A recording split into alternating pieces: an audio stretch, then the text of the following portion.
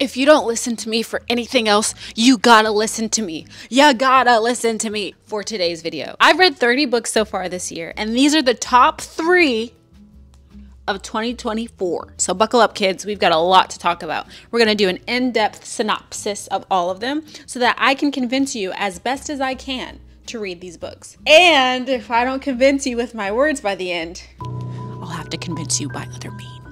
These are the top 3 books that I have literally thought about at least once a week since I've read them. 2 of these books have come out this year, 2024, so it's relevant. And 1 book is a book that came out about 30 years ago, but it's still a book that I think about every single week. I read it in the beginning of January and I literally still think about it. It's so good. So let's start with number 1. The first book is The Joy Luck Club by Amy Tan. Now this is the older book that I was discussing, but honestly, I read this in January and I literally cannot get it out of my head. I think about it at least once a week. I do not know what kind of magical crack is in this book. It is just so tantalizing. It is so addictive just because of how descriptive it is, just how unbelievably personable it is, especially intertwining their culture with being an immigrant, with living in the US after such a traumatic upbringing in China. It's just so incredible. If you're not familiar with the story, the Joy Luck Club is all about these 4 women who immigrated from China to San Francisco in the late 1940s, and they're all like dealing with this loss of not only having to leave their home country,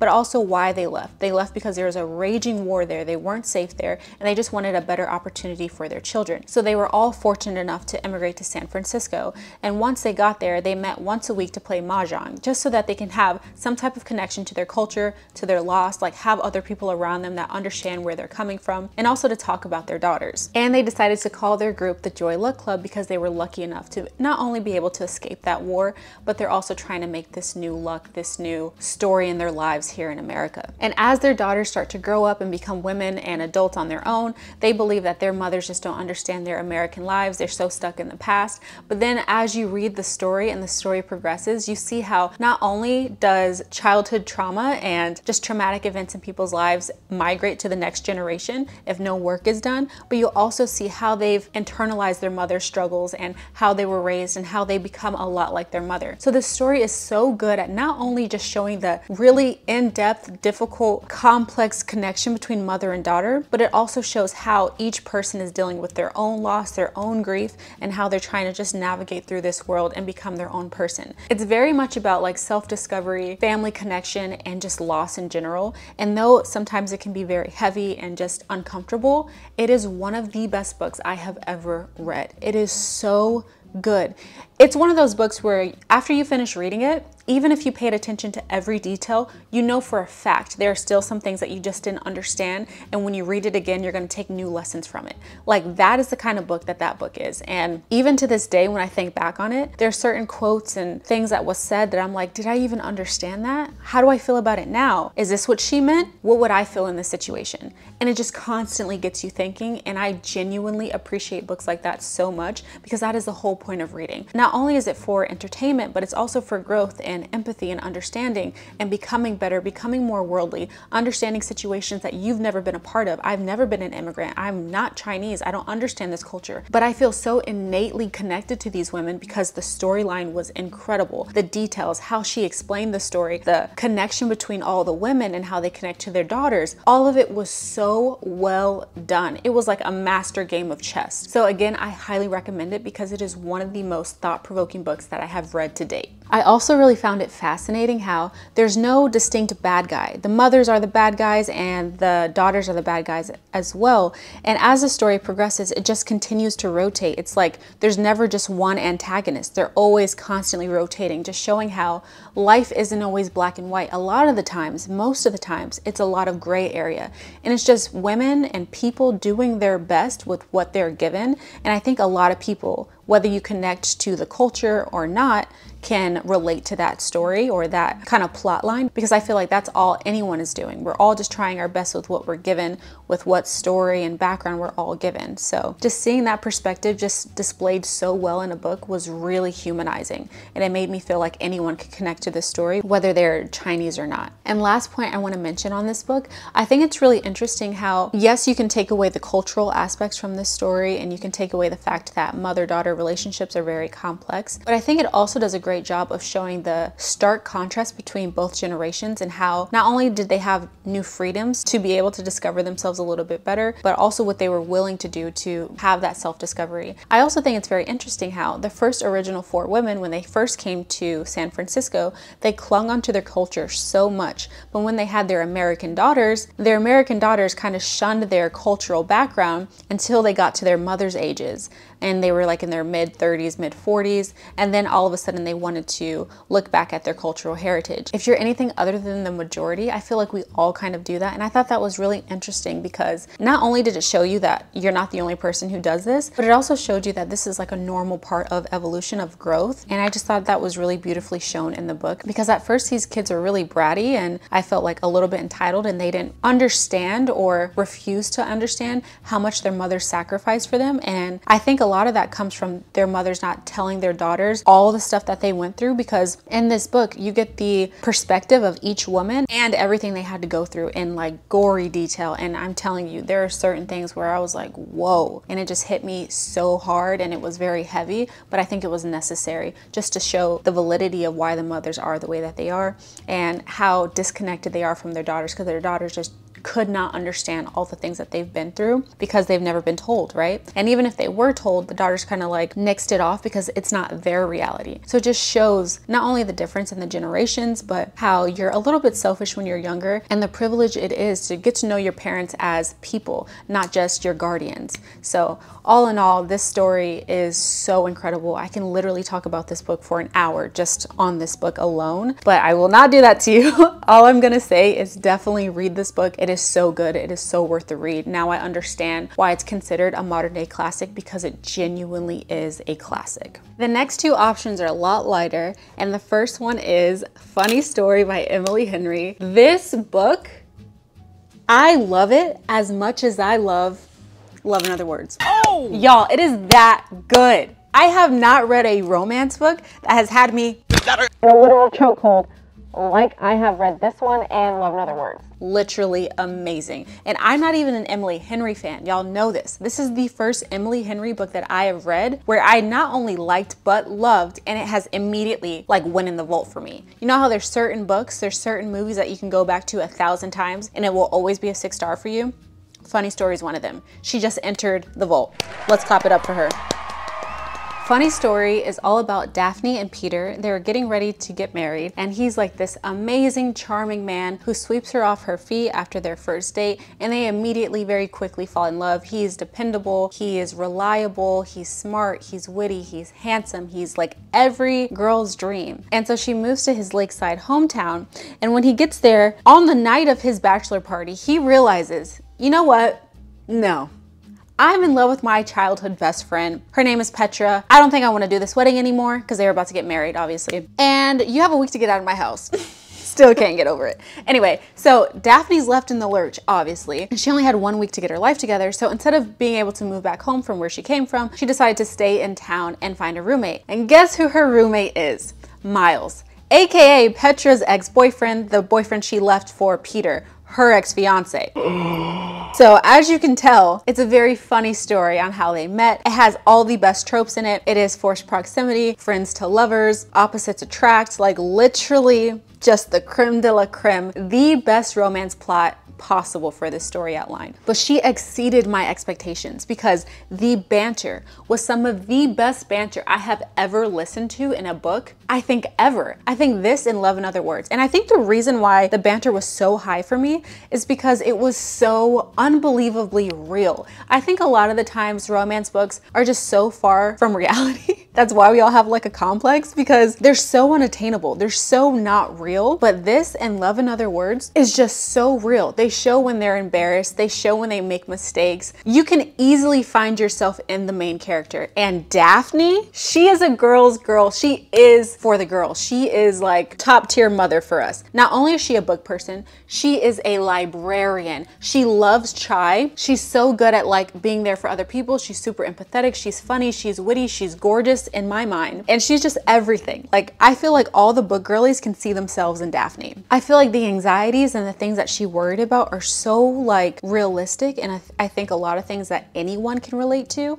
She was always worried about having genuine friends. She moved a lot when she was a child, so she never had like genuine friends that continued to stay in contact with her when she was younger. She always like put her mother first. She has this great relationship with her mother, except she doesn't have any relationship with like real friends. And then when she lost her fiance, she also lost her friend group because she continued to try to be whatever the people in her life wanted her to be, because she felt like she wasn't worthy of love. And so she would do the exact same routines as Peter, her ex-fiance. So she would work out, she would eat like really healthy, gross tasting things, she would hang out with his friend group. And so when everything fell apart, obviously she had no one to lean on because they were all his friends. Even if that's not where you are in your life currently, I feel like especially young women, we can all relate to that at some point. We all wanted to be wanted, and we would do what we needed to feel accepted in whatever friend group that we have. And maybe I'm just projecting, because when I read that from Daphne, I was like, girl, I feel you. And she's so witty, so brilliant. And I thought it was so interesting how she couldn't see her own light. She couldn't see how wonderful she was,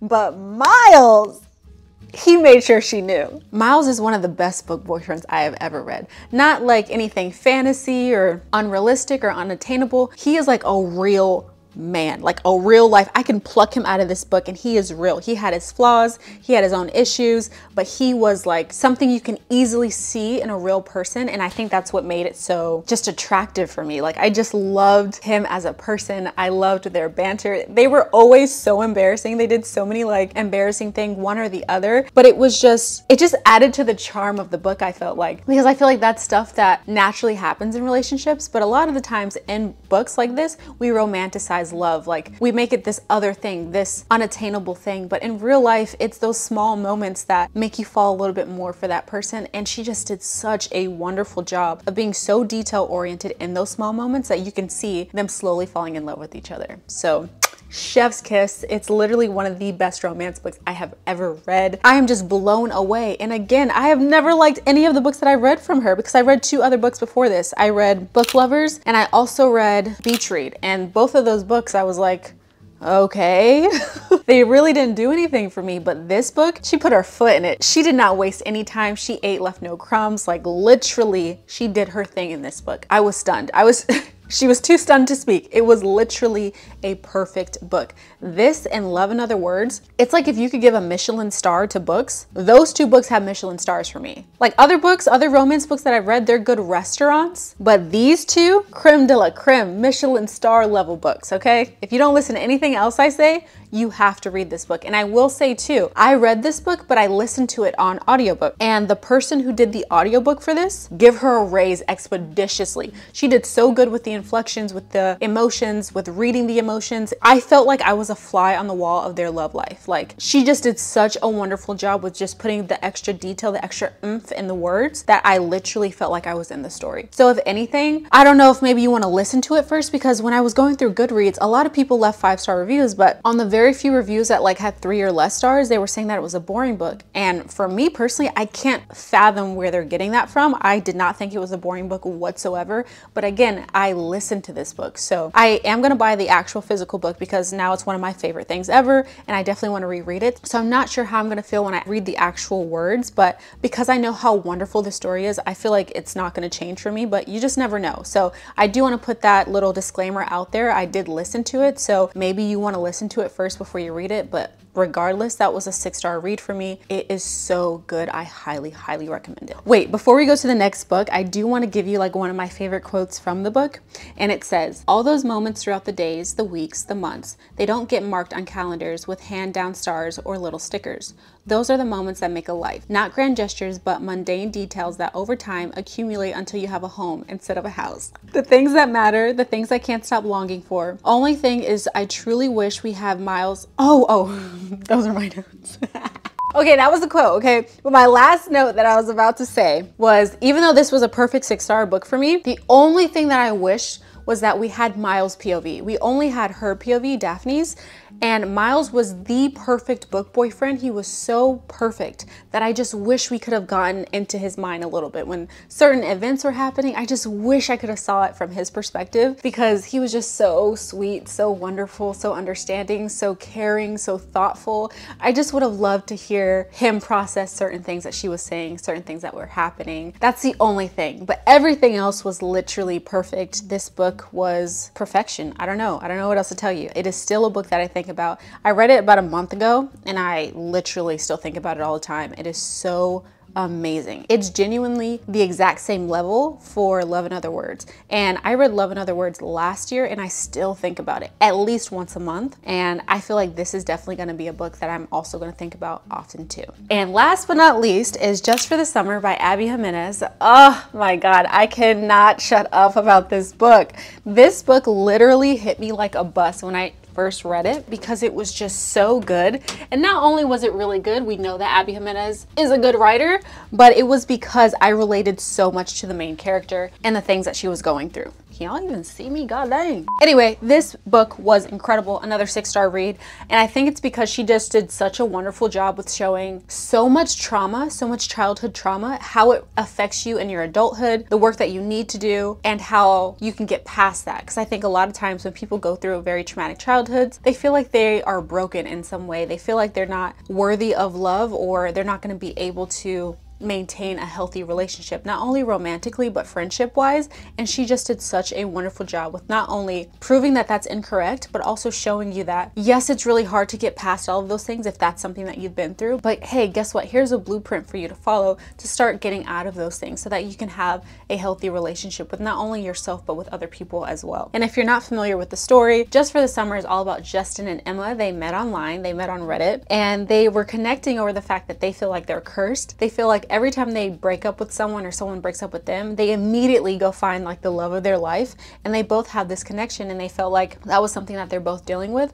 And so they started talking online, then they started calling each other, and then slowly but surely they met up in real life. And then she moved to his town for like the summer, Just for the Summer, and they obviously slowly started falling in love. Now, when I first picked up Just for the Summer, I genuinely thought it was just a fun, fluffy summer romance, and I quickly learned that Abby always has an MO. She loves to give us medicine with sugar. And when I say that, I mean she always gives us something really cute like a romance, but she also always gives us some type of life lesson, which I genuinely appreciate from her. But I felt like this book in particular felt like a surprise intervention, because I literally have never related so closely to a main female character the way I related to Emma, because she had a lot of negative coping mechanisms. She had a very tumultuous childhood, very similar to mine, and I just felt so seen, but like a little too seen. I felt a little naked and I didn't realize that there were certain things that I was still doing in my life that I was just suppressing, or I didn't realize were bad coping mechanisms until I saw it on pen and paper in front of me. And I was like, dang, this girl is crazy. And I was like, dang, I do that. Not me relating. Literally, I was so shook. I felt like she was a fly on the wall of my life, and she just wrote it out and was like, babe, you got to do better. I see that you've been through all of this and this is how you're handling it, and no. You cannot do that. And here's how you can fix it. I love that she always shows you the problem, but she never leaves it at just that. She always gives you a solution, which I feel like is the best part of her books, because a lot of the times, even if you recognize these problems in your own life, you don't know how to fix them. Especially if this is all you've ever known. You have no way of saving yourself. You're drowning in the ocean of your emotions, of your mental health, of your childhood trauma, and you have no lifeline because you're the only one out here. You're the only one up here. And so I felt like at the end of the book, when she gave her these coping mechanisms and these healthy ways to deal with her trauma, I felt like someone just put a lifeline into the ocean for me and was like, this is how you need to handle these things. And the reason why she's so good at doing that is because with all of her books, she always does extensive research. We love a woman in STEM, or at least pretends to be, because she always does her homework. And that is why I love Abby. Sometimes we fight, because she always has like third act breakups and there's always ridiculous conflict, but all in all, I love this woman. And so one of the main things that I love about her is that she always does her research. She talks about real life issues and how people can go about fixing them. And she has these interviews with these therapists and they give her real answers, real things that they tell their actual real life patients and stuff like that. And that is so beautiful for me because it's not just like Abby's opinion on how we should fix things. No, these are like real life skills that you can implement in your life today from real life therapists. So if you can't afford therapy, baby, this is a great start. And not only that, you're getting a romance out of it as well. So I just had so much more respect for Abby after I read that book. And it's not like I didn't respect her. I loved her writing before this, but this book cemented her for me. I was like, okay, we are an Abby stan. She can do no wrong.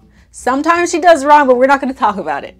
That is how I felt at the end of this book, and it was just so beautifully done. Yeah, I felt like she was exposing a lot of my bad habits, but I also felt like she gave me a beautiful story alongside it. So even though it was a little uncomfortable for me, I also had a really good time. And I think personally, just because I related to the book so much, that is why it's a 6-star for me. But even if you cannot relate to Emma whatsoever, like you had a great childhood, I feel like this is still such a beautiful story because not only will it allow you to have such a beautiful romance, but it also gives you this extra information for empathy. So maybe you have a friend that's like this and now you can help that person walk through their childhood trauma, because I feel like that's kind of what happened to me. Shaughnessy is the person who recommended this book for me. And though I was going to read this book regardless this year, because she gave me that extra push, like she reads all romance. Like if anyone knows good romance, it's going to be her. And so because she gave me that extra push, I just moved it up on my TBR. And I am so grateful that I did, because I felt like I was in a space where I could accept the information, understand what they were trying to tell me, and implement it into my life. Because I believe that books are sometimes like friends or true love. You can find the person that you're supposed to be with for the rest of your life,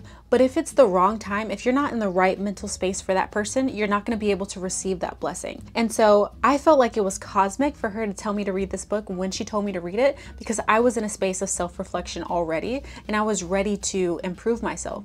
And so I just felt like it was almost cosmic for me to read it when I did, because when I read it, I was immediately taken aback by not only how seen I felt, but also overwhelmed that I'm not the only person who may have felt this way. And now I have tools, I have answers, and I have ways to go about healing that childhood trauma. So honestly, I just think that I read it at the perfect time. It is such an important book for me. It's definitely a book that I need to go back to and reread, just to see not only where am I at the point when I reread it, but also to see if there's any skills that I forgot or need to continue to implement into my life. So that was another book that came out this year in 2024. And again, I highly recommend it, whether you relate to Emma or not. It's just a beautiful story and it will help you to be more empathetic to people who maybe relate to her a little bit more. Now, those are the 3 books that have literally had me in a chokehold all year this year. I love every single one of them. I cannot recommend them enough. I know 2 of them are romance books, but listen, sometimes the medicine is in the sugar, and it's okay to read a romance even if you're not a romance person. But I am telling you, these 2 books are absolutely worth the read, whether you like romance or not. I love them so much. They are definitely going to be favorites for me for years to come. And again, I definitely think that you should read them. So enough yapping from me. I love you guys so much. Let me know in the comments below if you agree with my opinions, if you have any books that are like your 6-star read so far in 2024, and if I should read them. All right, I'll see you in the next video. Bye. Y'all, I am sweating. I hope you can't see. If you can't, just pretend like you can.